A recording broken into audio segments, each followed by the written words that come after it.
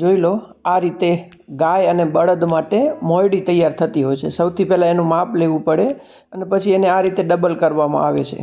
અને એના પછી જે એની અલગ અલગ ગાંઠો હોય જો કઈ રીતે દેવાય એ તમે અહીંયા વિડીયોમાં જુઓ. પહેલાં તો એને જો કઈ રીતે વચ્ચેથી લઈ લીધું. આ જે 4 ગાંઠવાળી આવે એ મોયડી બને છે.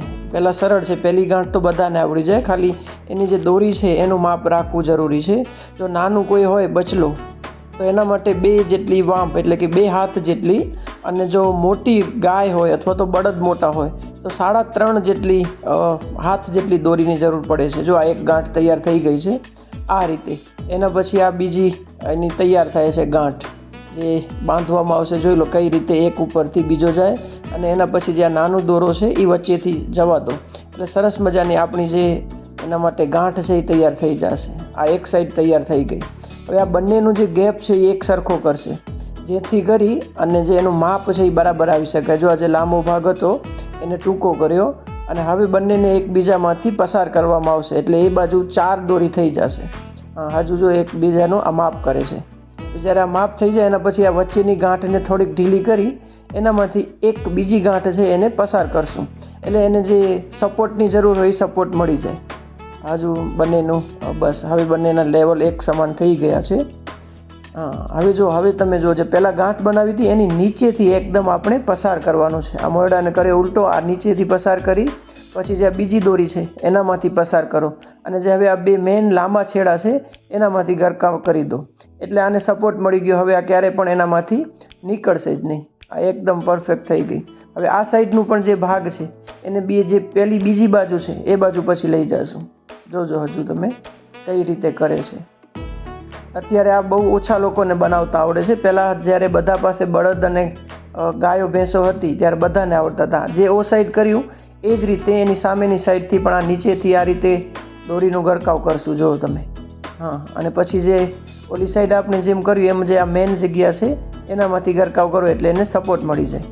હવે નોર્મલી ગાય માટે છે ને આ જે અહીંયા અત્યારે જે તૈયાર થાય છે ને એટલી 2 ગાંઠવાળી અને ઉપર 4 દોરી અને નીચે 2 દોરી મોટાભાગે લોકો આવી જ બનાવતા હોય છે અને આ બનાવવી થોડીક સરળ છે અને ઘણા બધાને આ તો આવડી જતી હોય છે. હવે એના પછી જે બનાવશે ને એ તમે જોજો એ 4 ગાંઠવાળી છે અને જે સ્પેશિયલ મોટી ગાય લાડકી ગાય હોય બળદ હોય એના માટે.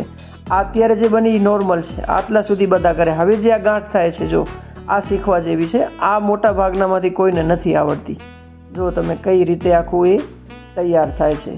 જે ઓલી હતી ગાંઠ એ નહીં ટાઈપની જ છે પણ એનું જે માપ હોવું જોઈએ એ આપણને ખરેખર યાદ રહેવું જોઈએ. જો તમે કઈ રીતે સરસ મજાની અને ઉઠાવ પણ બહુ સરસ આપે. આ સિવાય જો હજુ આને સરસ બનાવ્યું હોય તો આમાં જે અલગ અલગ રંગબેરંગી દોરા આવતા હોય એનો પણ ઉપયોગ કરતા હોય છે. તો એક સાઈડની ગાંઠ થઈ, હજુ બીજી સાઈડ ગાંઠ બનાવશે અને પછી એને એકબીજામાં જ લોક કરી દેશે. એકબીજામાં લોક થઈ જશે એટલે પછી એને સપોર્ટ મળી જાય છે. હવે આ જે બીજી ગાંઠ છે એ તૈયાર થાય છે. જો હજુ આ હમણાં ખાલી આમ મોટું મોટું કરે છે. પછી આને ફરી પાછા જે બંનેનું લેવલ છે એ પણ માપવું પડશે કારણ કે નકર એક નાની એક મોટી દોરી થઈ જાય તો પછી જે ગાય કે બળદને તમે પહેરાવો છો ત્યારે એ બરાબર સેટ નથી થતી.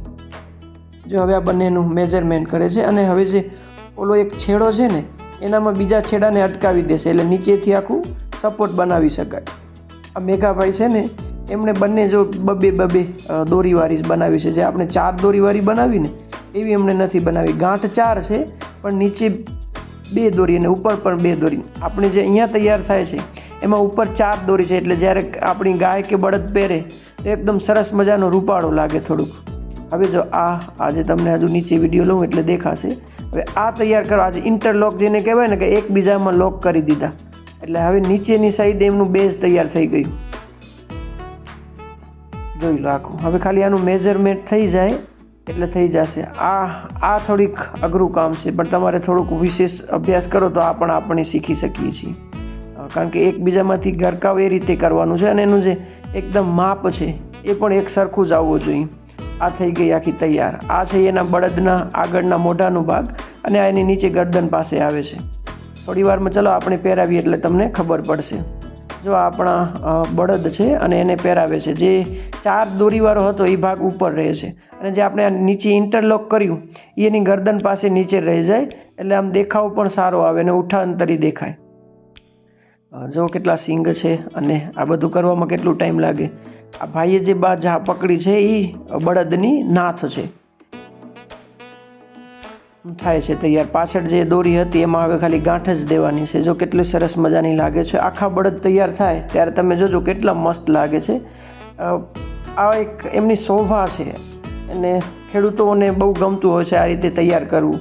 કોઈક આવીને જોવે તો પણ આમ સરસ લાગે કે ના, ખેડૂતનો ખરેખર દીકરા સમાન એના લાડકવાયો બળદ છે.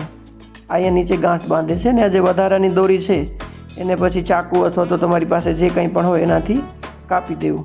આ જો તૈયાર થઈ ગઈ. નીચે ઇન્ટરલોક છે એની ગરદન પાસે આવી જાય, અહીંયા આખું સરસ રીતે આવી જાય. અને આ જે સિંગ પાસે છે એ તો વધારાની એમ જ એને પકડવા માટે હમણાં દોરી છે. થઈ ગયા એકદમ તૈયાર. હજુ જોજો હવે ગાંડી ને નાથ ને ફૂમકા ને બધું પહેરાવીને કેવા લાગે છે. આ જોઈ લો ફાઇનલ.